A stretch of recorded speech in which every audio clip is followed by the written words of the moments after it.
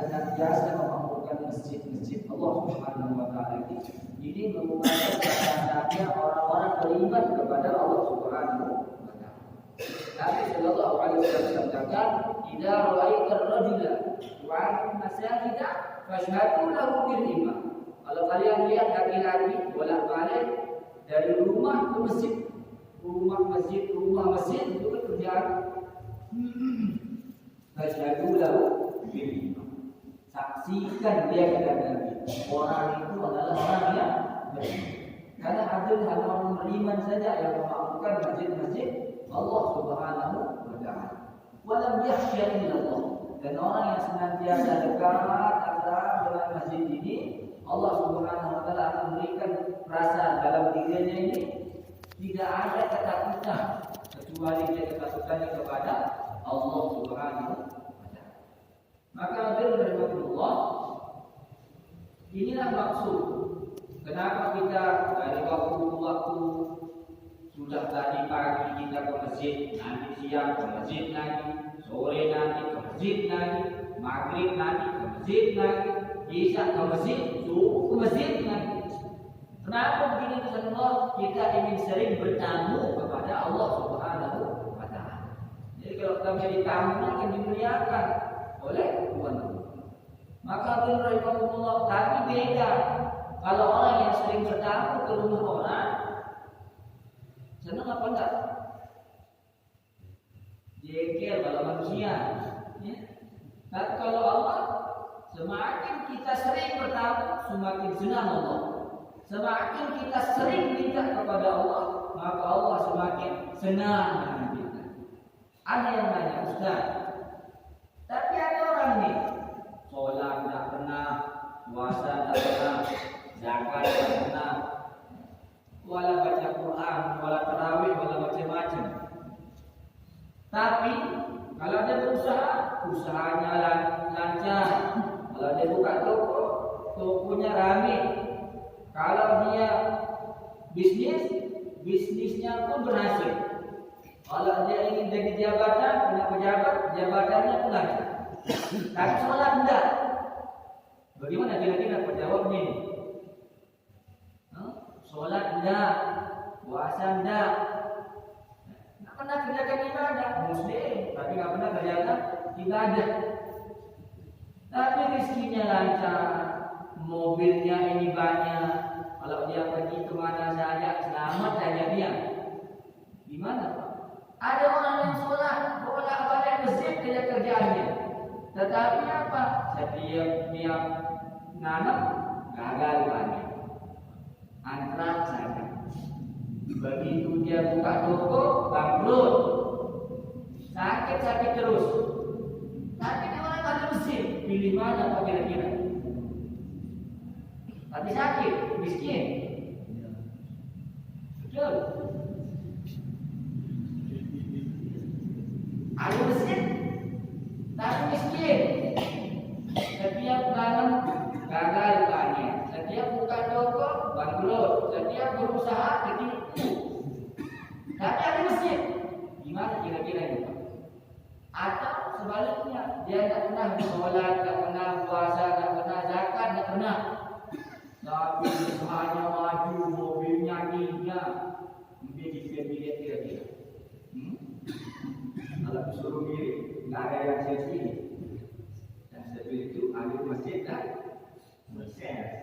Hadirin rahimakumullah, jangan tertipu dengan keadaan yang kayak begini. Hadirin rahimakumullah, jangan tertipu.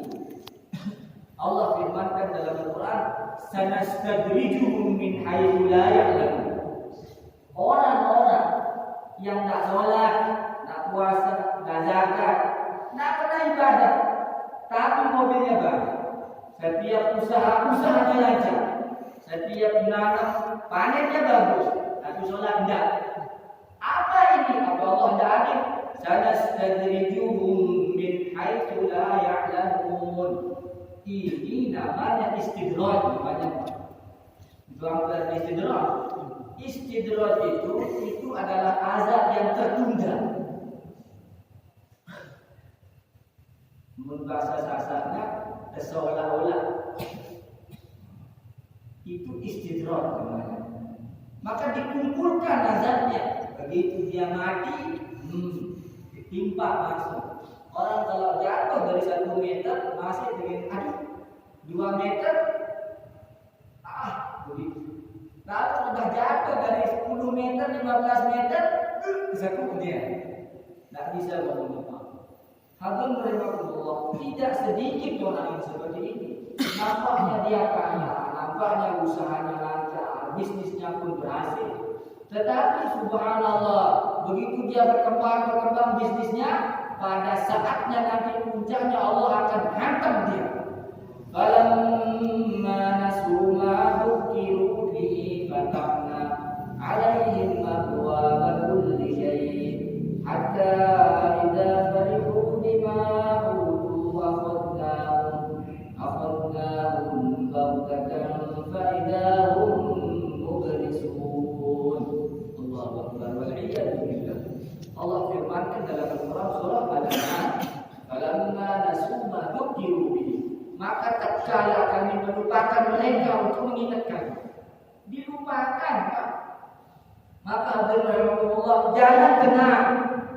Kita yang sudah biasa ahli masjid, kita yang sudah biasa bangun tahajud, kita yang sudah biasa salat doa, kita yang sudah biasa silaturahmi, tetapi tiba-tiba Allahu Akbar, datang ujian keduniaan.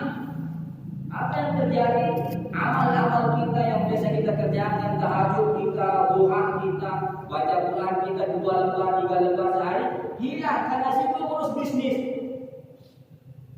Sebentar dulu, ini kita urus bisnis, hilang doanya, bahkan sampai berjamaahnya pun terlewatkan, bahkan sampai tidak pernah lagi silaturahmi, hilang dari masjid, hilang dari amal-amal agama.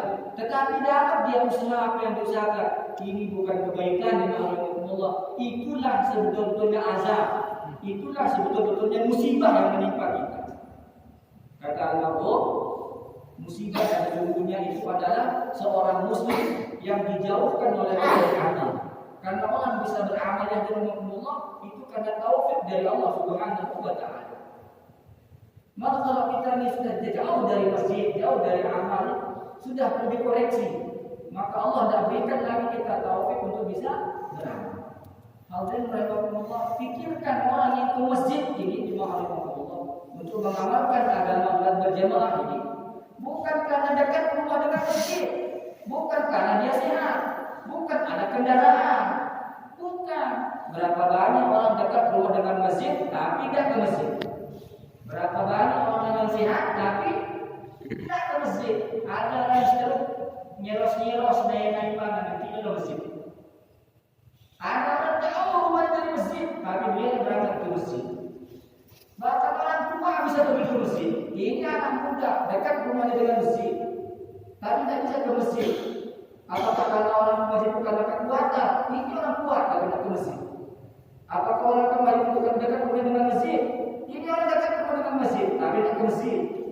Hadirin rahimakumullah, ini bukti orang bisa mengamalkan agama karena taufik dari Allah Subhanahu wa taala, karena hidayah dari Allah Subhanahu wa taala. Apa kemampuan kita? Kalau kita sudah tidur ini mati kita, Pak. Mata sudah tidak berfungsi, telinga sudah tidak bisa berfungsi, pikiran tidak berfungsi, mati kita. Disebut dengan mati sementara. Maka siapa yang akan mampu membangunkan kita untuk sholat tahajud kalau bukan karena Allah Subhanahu wa taala.